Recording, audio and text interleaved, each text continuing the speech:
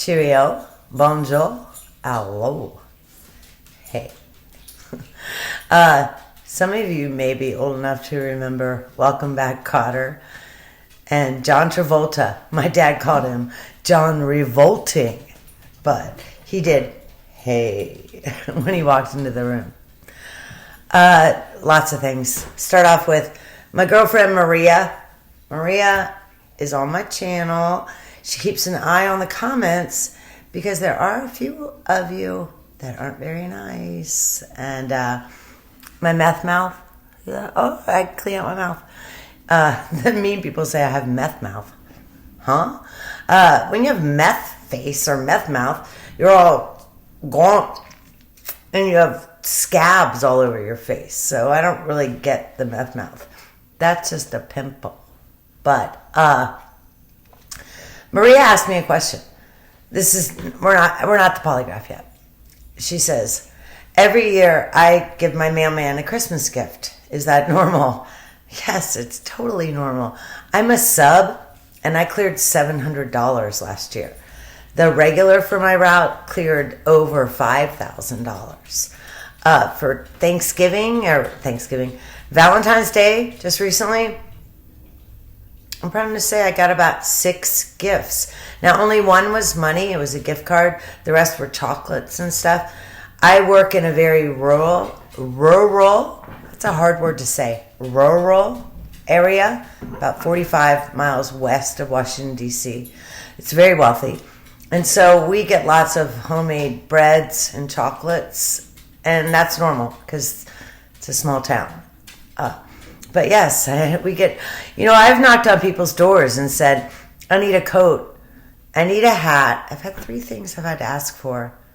And I don't remember the third. But people hand you a coat, and I take it home, I wash it, and I deliver it the next time I'm at the house. One more thing before I get to the polygraph.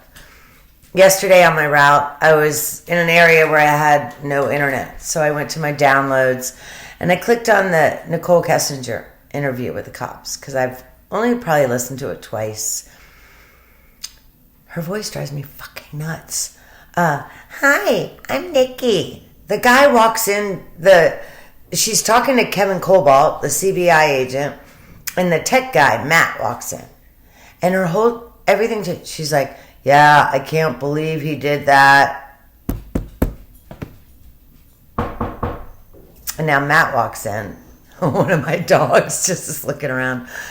And she's like, hi, I'm Nikki. Oh, the voice drives me crazy. It's the teeny bopper voice. And again, I didn't get... See? Now the second dog, it took him a couple minutes to figure it out, but he figured it out. A couple seconds, I guess. But it's the teeny bopper thing. It drives me nuts. This girl doesn't seem like that to me. We know she's financially sound. She's got a credit score in the 800s. I have a credit score in the high 700s, but I'm not as good as NK. She has her act together.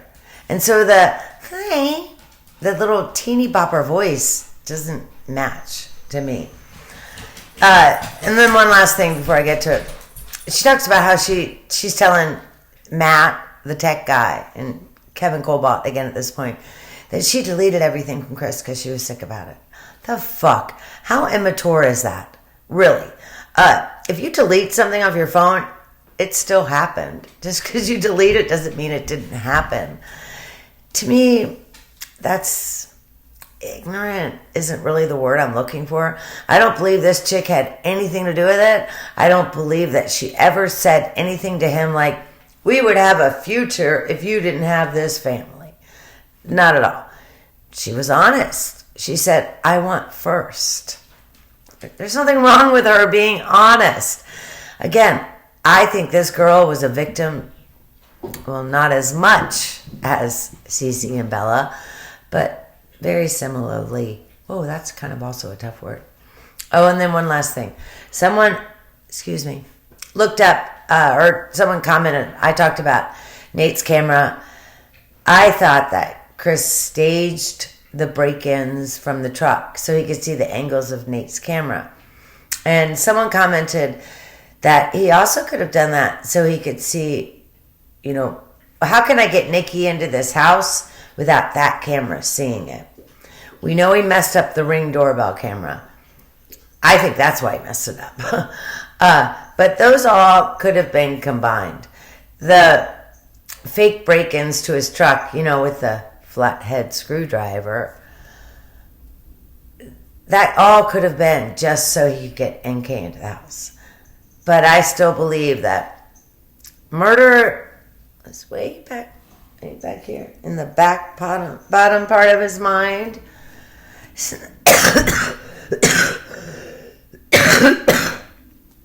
Excuse me. Isn't that fucked up? Would it ever occur to you to murder someone to end your problem? Goodness. I've said this when I see the faces of the people as the court clerk reads guilty and they don't change at all. And I think, oh my God, I'd be devastated. But then again, I don't think I would kill someone. So, okay.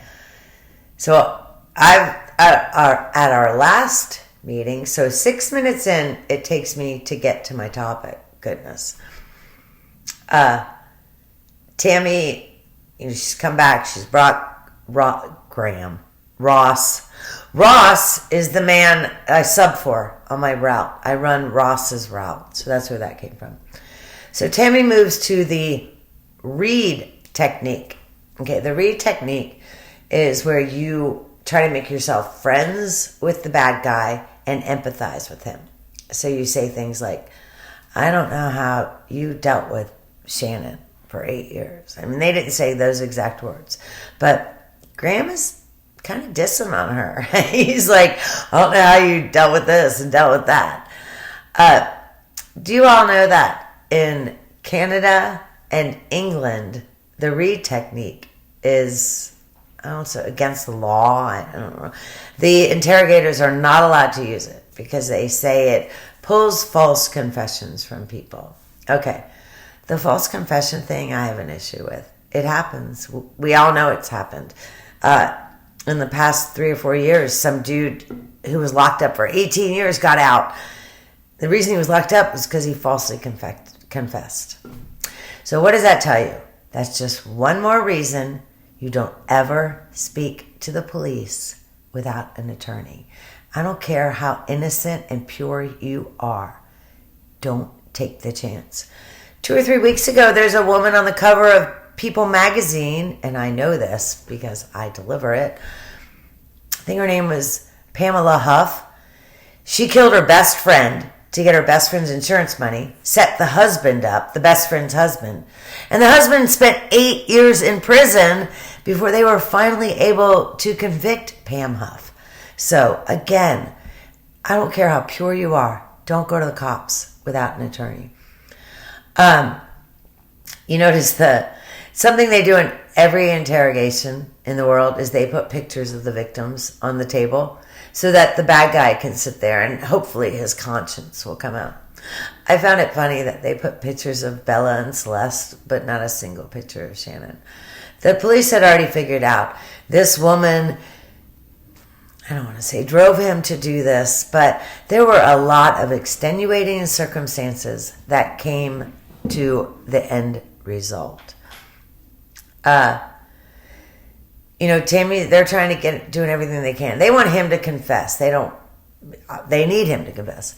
So I already told you in the last video, Tammy brings up the little girl who survived, the dude who slaughtered the family with the ball peen hammer. She also brings up that mom in Castle Rock. There was a woman in Castle Rock who suffocated. She had 2 children. She and her husband were in a custody battle, and she suffocated the 2 children so the husband wouldn't have them because she felt the girls were safer without the husband. Messed up. Do you guys just hear Floyd? Depends on how good my sound is. So Tammy's telling the story. Chris still isn't getting it. He's asking questions. He says, well, why would she do that? Okay, there's Floyd. What's going on is the police are... Can you say hello to my friends? This is Floyd. Floyd, say hi. The police do all this. It's all by design. It gets your brain to where it's going in 9 different directions and your words don't come out. There's a case, Michael Dunn. I'm obsessed with this case. This dude was just a racist. He saw a car full of black kids and he shot and he killed one of the kids, Jordan Davis, I believe. Dude was just simply a racist. That's all it is. But in that interrogation, the cops are asking him questions and he goes, well, maybe. And what's happened is they've got his brain so combobulated, not sure if that's really a word, that what he's thinking doesn't come out of his mouth the right way. And that's what's now happened with Chris. He's answering the questions correctly, but it's not really making sense. Graham's saying to him, were they warm when you took them out? Graham does a couple of times say, when you guys took them out. I think at this point, they weren't totally sure that NK wasn't involved, but I think they were probably 95% sure that NK was not involved. But they still have to, do that little bit to make sure that she wasn't. So Graham says, when you guys took them outside, were they warm? Chris is like, they're always warm. He asks if they're fed. They're always fed. Again, Chris's brain is just not firing the correct way. And this is normal. And this is all by design. There's lots of things that happen in the country or in the world that are by design. Look, I'll get political on you, but we're paying $5 a gallon for gas by design. Okay. So Tammy can figure it out. She's been an investigator for almost 20 years now. Tammy started as a cop and then went to the CBI. But she's got it. She's like, we're really close. We're close. He's not going to tell us, though. So can we bring Dad in? So they went out to Ronnie, and they said, Ronnie, we think he's about to tell us something. And they didn't say, Ronnie, we think your son is about to confess to murder. But they did say he's on the brink. He's got something to say, and we think you can get it out of him. Ronnie walks in there, and they start talking. So as Chris starts saying, she knows I had an affair. She knows I had an affair. Ronnie says, so she figured out about the affair. Okay, well, he inadvertently takes his hand and puts it on his leg or his phone. His phone's in his pocket on his leg. And so as he says that, he puts his hand right on top of his phone. And you know what that was. Here's Oscar. Come here.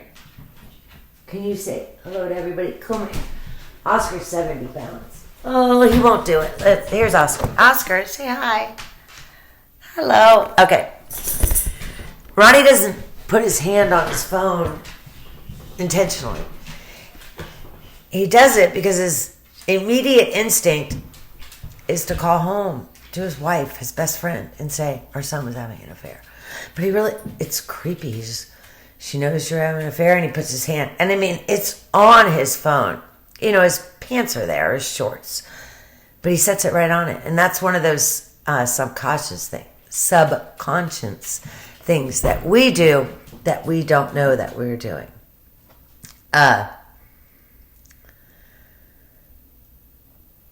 Chris says to his father, she strangled them. Oh my goodness, I'm getting choked up. So this is what I was going to say. How many times have I listened to this interview? How many times have you guys listened to it? A plethora. Because I'm taking notes, this time when I heard it, she strangled them, it actually choked me up. I mean, my eyes welled up with tears. That may have happened the very first time, but it was different this time. And I think it was because I'm taking notes to talk to you about it. Oh, the fuck? How could he hurt those 2 children? Okay. Okay. So Chris has now told Ronnie, whoa, get my wits about me, that she strangled them. And Ronnie asks, well, did they leave? So in Ronnie's mind, Shannon strangled the girls, and then she left with them. And remember, this is all just in a couple seconds. And he's thinking, she's taking the dead kids and now she's in hiding. And that's what Ronnie is thinking. And that's actually probably what Ronnie is hoping. I mean, at this point, goodness. And he finishes his sentence. Chris says something, and I can't understand him. Okay, that North Carolina redneck accent is very hard to understand it sometimes. My logic is if someone calls you a redneck, that's actually a compliment. Rednecks, they love the country, they love the Constitution, they love their guns, and they love their Bibles, and they love people. A redneck, for the most part, is almost the perfect citizen. But that North Carolina accent, oh my goodness, it is difficult to understand that. I had my volume all the way and I still couldn't understand the words he's saying. But Ronnie's now talking about, well, he's figured out that Shannon didn't strangle the kids and take them away. And Ronnie says, what, did you haul the bodies off? Okay, take a moment and think, is that a statement that would ever come out of your mouth? What, did you haul the bodies off? Fuck no. Good God. I'm speechless. It bothered me. This is totally a side note. You guys remember that Chris is now arrested. Well, an hour later, he's arrested. Ronnie's got to get a hotel because he was planning on staying at Saratoga Trail that night. But the police take him to get a hotel room. Did you know that Ronnie actually was reimbursed for that hotel out of the Colorado Victims Reimbursement Fund? There are many people who don't think the Watts should be considered victims. I don't know why. They lost just like the Ruzicks lost. They lost their grandchildren. And in a weird way, their loss was worse because their child. That loss only happened because of their own child. They have the pain of the world. I mean, all the Watts said they received tons and tons of hate mail. I'm going to guess the Ruzicks didn't receive any hate mail. Maybe a little bit. Again, my channel is here because I sat here for months and I watched Plunder and all these people talk about this case. And Shannon was just this perfect wife, and how did she deserve this? You know, one of my subscribers commented, Shannon committed a financial homicide on this family. And she absolutely did. And I think that has a big part to do with it. In those 5 weeks, remember, he got 2 certified letters. One from Chase, the homeowners, saying, if you are not paid up by August 29th, get the fuck out. And this wasn't if you're not paid up by such and such, you have 3 months. This is it. August 29th, get the fuck out. And Chris is sitting there thinking, wait, in January, we took $10K out of my 401k to get caught up on mortgage. How are we behind again? Chris is figuring all this out. Remember, Shannon's nails looked fucking perfect. Good God. Back to Ronnie and his hotel. Okay. Kind of his hotel. But think about how Ronnie's feeling. Put yourself in that situation. Okay, so my oldest child is 20, will be 21 in April. You know, my child with the penis that we call Ashley.